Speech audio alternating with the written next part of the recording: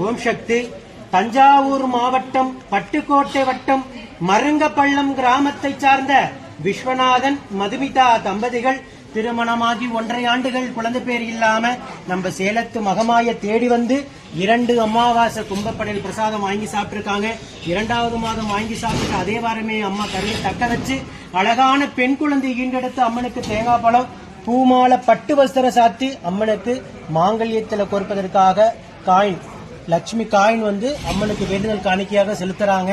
அவங்க 1.5 ஆண்டு காலம் இருந்த கடும் வாழ்க்கைக்கு 2வது மாதமே மனமிறங்கி மகளாக மகமாய வந்து பிறந்திருக்காங்க. இதே போல ஆயிரக்கணக்கான தம்பதிகளுக்கு கும்பப்படையில் பிரசாதத்தின் மூலியமாகவும் பச்சை பயிர் பிரசாதத்தின் மூலியமாகவும் உடனுக்குடனே குழந்தை செல்வத்தை இந்த சேலத்து மகமாய் அள்ளி கொடுத்துட்டு இருக்காங்க. இந்த குழந்தை அங்கத்துல கழுத்து இல்லாம இந்த சேலத்து மகமாய் எப்படி பேரும் புகழுமாக இருக்காங்களோ அதே போல பேரும் புகழுமாக வளர்ந்து கல்வியில சிறந்து விளங்கி அவங்க குடும்பத்தை கட்டிக்காத்து கரிசத்தை நான் வேண்டிக்கிறேன். இந்த வீடியோ பார்க்கின்ற பக்த கோடி பெருமக்களாகி நீங்களும் வேண்டிக்கங்க.